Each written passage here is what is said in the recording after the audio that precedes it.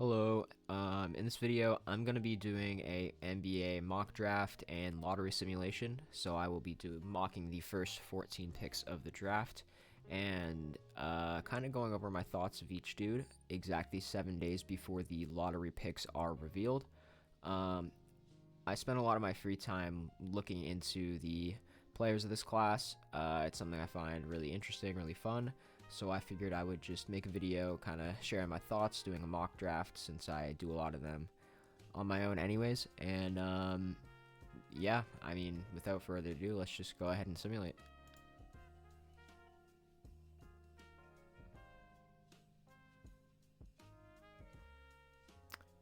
All right, wow. We've got Utah at 1, Washington at 2, Toronto, my team, moves all the way up to 3. That's pretty cool. We got San Antonio also moving up 4 spots to 4. That's interesting. Then we got a bunch of people moving down. But I think without further ado, let's just go ahead and get into it.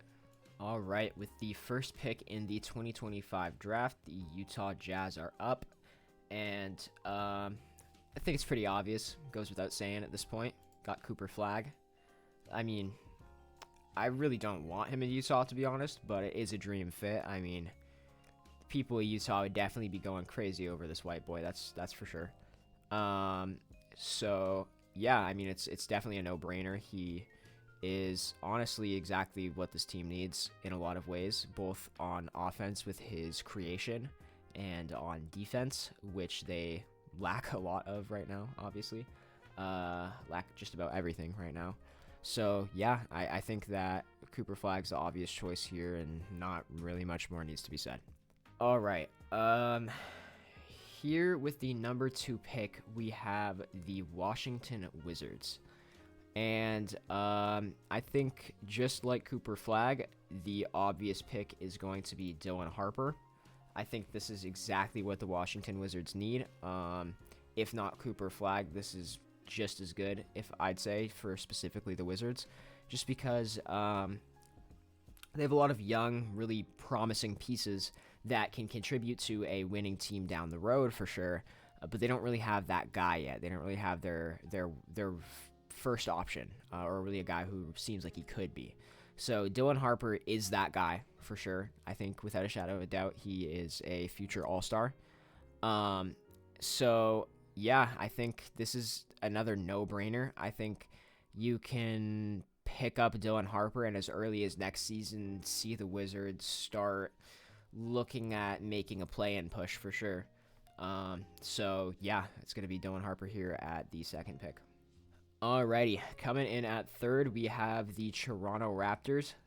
This is actually my favorite team, for those that don't know, which is probably everybody watching this video. So, yeah, there's actually a number of options you can go here at 3. Earlier in the season, it would have probably been Ace Bailey for most people, and still is for some. But now I think dudes like VJ Edgecombe or even Trey Johnson have crept up their way into some people's top 3. But I think without looking to make any trades up or down within the relative scope of the 3rd pick, you could see some reaches, like possibly Kaman Maluach, or like a lot of people seem to mock him. Excuse me, sorry about that. But then you could also reach for a guy who I really like Jeremiah Fears. I mean, 3 is extremely high. You'd be better off just trading down for him at that point. But it's a possibility, but I don't think it's a very likely one. So for me, it's mostly between VJ Edgecombe and Ace Bailey. And if I'm going to be honest, I'm on Team Edgecombe over Bailey. I think that while Bailey does undeniably have a higher ceiling, a lot of the numbers and metrics I just don't really like. And when I watch him play, while I like the tough shot making that he provides, we already have an amazing elite tough shot maker in Brandon Ingram. And then you also have another very developing, proven tough shot maker in Scotty Barnes. So I think tough shot making just really isn't what this team needs over something like VJ Edgecombe, who provides a rim pressure that the Toronto Raptors desperately need, especially at the guard position. And then you also get decent looking 3-point shooting. I think his form is really good. His numbers aren't too bad either. And yeah, I just think his floor is a lot higher than Bailey. And I think while his ceiling might be lower, I think his ceiling is also a all-star caliber player. So to me, I think the safer and better option is going to be Edgecombe here at the 3rd pick for the Raptors. All right, so with the 4th pick, next up is the Spurs. And to me, once again, it is between 2 players, Ace Bailey and now Trey Johnson. While some people could say that they could reach and grab Concaniple as high as... Oh shit, that's a big-ass spider. Hold up. Fuck? Dude decided to crawl down right in front of my monitor. Alright. Now that's taken care of. Anyways, yeah, it's between Ace Bailey and Trey Johnson. And I think both are honestly really great options here at the 4th pick. And Trey Johnson provides shooting that the Spurs do lack right now. They do most definitely lack shooting. They have some very raw prospects like Stephon Castle and Wemby. I mean, Wemby's obviously an average 3-point shooter. He's not bad by any means, but they don't really have anybody who can just torch the net on a given night, and I think Trey Johnson can be that guy for you. But then on the other hand, they have somebody like Ace Bailey, who has star upside, and honestly would look really good next to players like De'Aaron Fox, Wembanyama, and even Steph Castle. So I think it's really give or take, and it's really up to a lot of people's preference here, and whether the Spurs front office values upside or just shooting. And to me personally, I feel like they would value a player like Trey Johnson going into next season over someone like Ace Bailey, who may be a bit more of a project and not really fitting into the Spurs' now shortened window that they seem to want to enter contention a little bit sooner than some people would want. So I'm going to go Trey Johnson here at the 4th pick. With the 5th pick in the 2025 NBA draft, the Charlotte Hornets are up, and this is honestly pretty difficult for me. Ace Bailey is still on the board here at 5, and he is easily the best player available, I would say. As much as I do love Jeremiah Fears personally, I think that he is still Ace Bailey's a better prospect. But the Charlotte Hornets don't necessarily need a player like Ace Bailey, as Brandon Miller is a player that Ace Bailey is often compared to in NBA draft comps. So it's tough. I think they could look towards a player like Derek Queen here, actually, who provides a backup big behind Patrick Williams, Mark Williams, and who is injured quite often. So that's a big behind him, or could even play the 4 next to him, and relieve some of the offensive pressure actually, now that I think about it, Mark Williams is a horrible defender. What am I talking about? That would not be good next to Derek Queen. All right, guys. Sorry about that. I just had to do some thinking, looking through some players, figuring it out. Apparently, this is a really weird decision for my brain to make. But after thinking, I think I landed on Kasparis Jakučionis here at 5 for the Hornets. It is a little bit of an interesting pick, considering they do have LaMelo Ball, and Kasparis Jakučionis is a lead guard. However, I think he can fit in off-ball scenarios next to LaMelo, and with LaMelo missing a lot of time so far in his career, he can get a lot of reps in as the starting point guard behind him, or just play behind LaMelo when LaMelo is playing. And if the Hornets do inevitably decide to move off of LaMelo, then I think that Kasparis Jakučionis does have the potential to be a starting point guard on a really good team. Whether the Hornets are capable of becoming a really good team is questionable, but he is capable of becoming that. So I think that this is a pretty good and safe pick here at number 5 for the Hornets.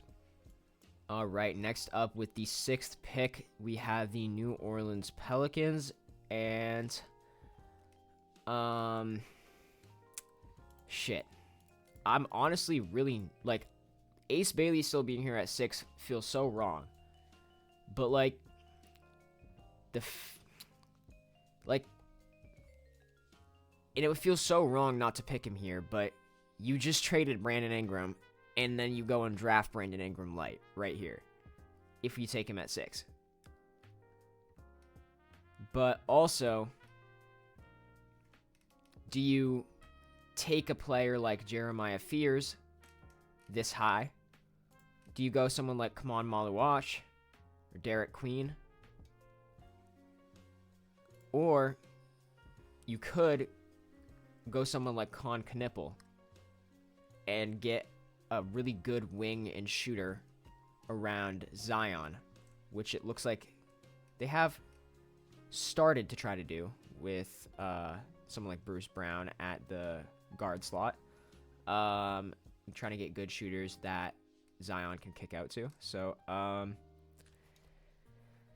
yeah, I think it's really interesting, and the Pelicans have a lot of options here at 6. I am leaning between Bailey and Knipple, mostly. And as much as Bailey is similar to Brandon Ingram, who wasn't a very good fit next to Zion, I think that with Zion's improvements and the potential that he could even get moved in the offseason, and also the skill set that Bailey brings differing just so slightly from Ingram's, I think that we just go with potential upside here and take Bailey at number 6 for the Pelicans. All right, coming in at number 7, we have the Oklahoma City Thunder. Unfortunately, the Philadelphia 76ers will be lucking out of their draft pick, and it will be going to the Thunder. And here, I really only have one name in mind that fits the OKC Thunder win now timeline with his skill set and what they need. And for me, that is Derek Queen. I think that where his defense may be lacking as a power forward or as a big, he makes up for in offense, and the Oklahoma City Thunder defense around him more than makes up for as well.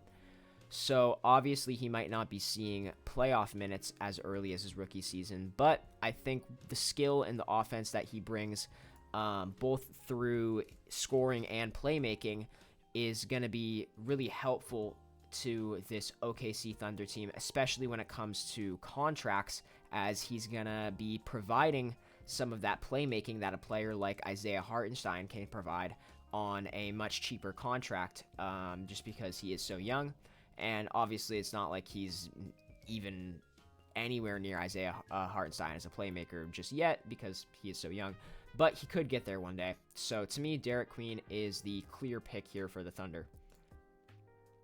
All right, next up we have the Brooklyn Nets, and for me, I think the Brooklyn Nets could go in a few different directions.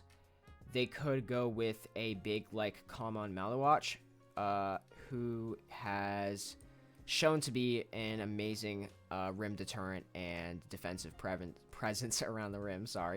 And I think could really help this Nets defense a whole lot, especially if they do decide to move on from a player like Nick Claxton. So yeah, I think that's a solid option. I think a player like Con Knipple is a pretty good option. I think that it may be a disappointing option for a lot of Nets fans who have been wanting to tank all season, and Con Knipple is the player that you get back. But I still think that he would be a decent pickup. But looking at the players on the board, if the Brooklyn Nets aren't dumb, as much as I'd love for my Toronto Raptors to pick him up, I think the only right answer here at number 8 is going to be Jeremiah Fears. I think, when you look at it this way, Cam Thomas has been in trade talks for a little while now, so clearly he is expendable. And even if he isn't traded in the next season or two and they keep him around, Jeremiah Fears can spend the first 2 years of his career learning and honing his skills as a backup guard as opposed to being thrown in as a lead guard, which he would probably be if someone like Cam Thomas were to, he would probably be the starting point guard if someone like Cam Thomas were to be traded.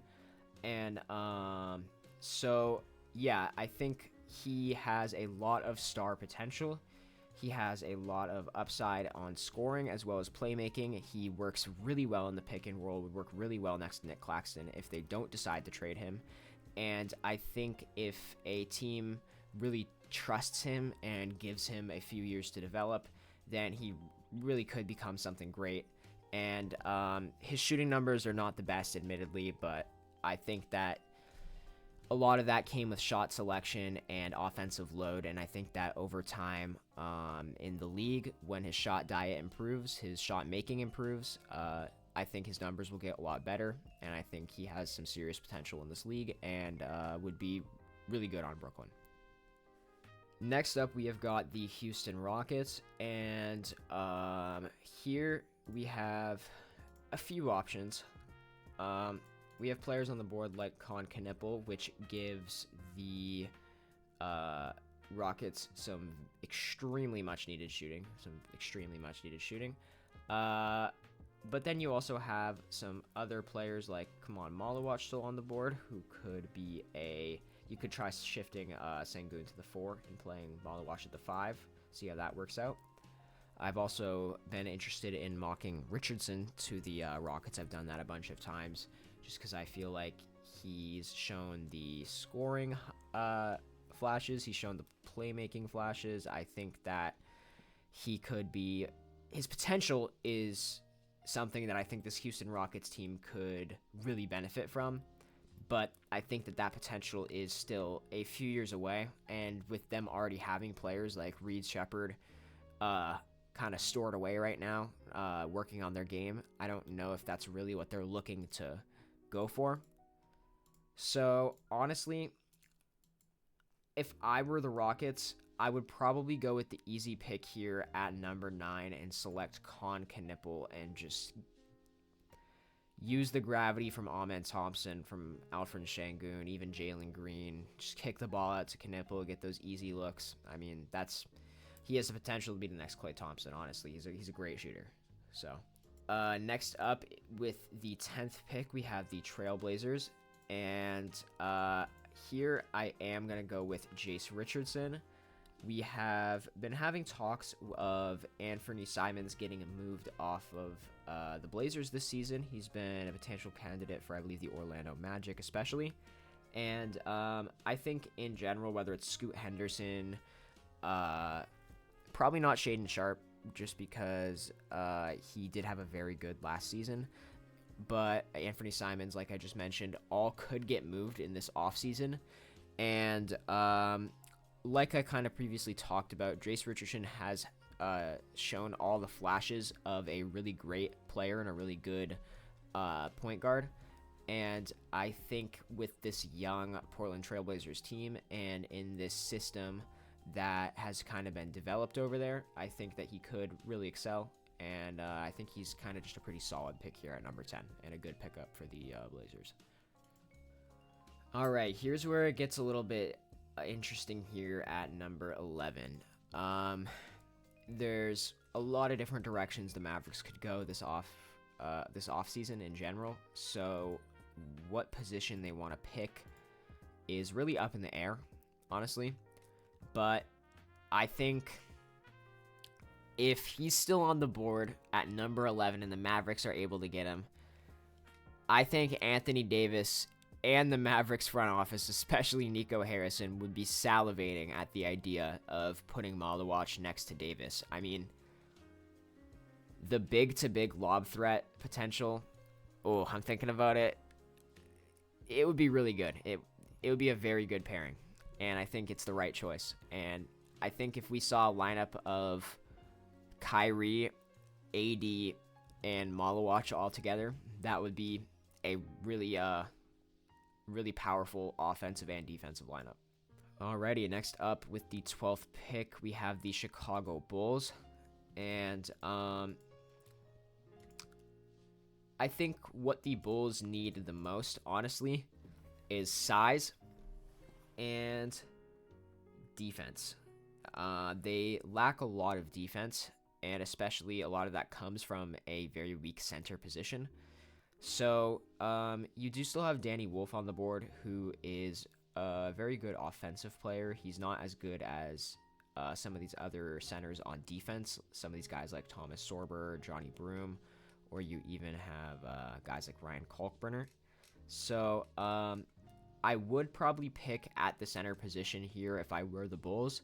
Who I would go with is really up to who they feel is going to be fitting on this team the most. I personally don't watch a ton of Chicago Bulls basketball in all honesty, so I really can't get into the nuanced perspective of things. But to me, I think that a older, more developed guy like Johnny Broom would help this younger Chicago Bulls team he can sort of anchor their defense. And honestly, I'm kind of getting off track, and I don't really have a great player for them, but fuck it. Johnny Broom, 12. You got that, bro. All right. 13th pick. Here we got the Hawks. And again, I think their weakest position is the center. Obviously, I really don't personally think Trae Young is going this offseason. I don't really see a team that would be really interested in picking him up this season specifically. Not that he's not a great player, it's just that I don't really see a team that's in desperate need of him and his skills specifically for the price that he would be. But this team, I think, could benefit from a big. And I think specifically a guy like Danny Wolf would look really good on this team. Obviously, he's not the defensive guy that maybe some people would want. He has shown flashes of it, but he is definitely not all the way there as some other bigs in this draft. But the offensive threats that he provides, on the other hand, and lob threat, are really promising. And I think next to guys like Trae, I think he would really thrive in this Atlanta environment. So yeah, I'm gonna go with Danny Wolf here at 13. And lastly, we have the San Antonio Spurs, and I am going to be going with Colin Murray-Boyles here at number 14. I think that this is honestly a little bit low for where he could potentially actually get drafted. I think that he is probably the second best defender in this class behind Cooper Flagg. And yeah, I mean, he really honestly makes up for some of the very few defensive liabilities that Wemby can occasionally have. He makes up for a lot of that, and then he scores a lot in the inside of the paint. Even though he's not super big, he doesn't have a very great outside shot yet, and this could allow Wemby to take some easier shots outside on the three-point line, which he does seem to like to do. So I think in the Spurs system, Colin Murray-Boyles would be really good and really beneficial to Wemby and the team as a whole. So yeah, I think I'm going to pick him here at 14. All right, so this was my lottery overall. If you guys have any thoughts, feel free to let me know down below. I'd be happy to start a conversation about them if you have anything you agree or disagree on. Yeah, I'm not really making this video for anybody to watch because I don't know if anybody will, but I figured I would just get my thoughts on these players on record out there, just in case years from now I want to go back and look and see what's changed. But yep, that's it. Peace out.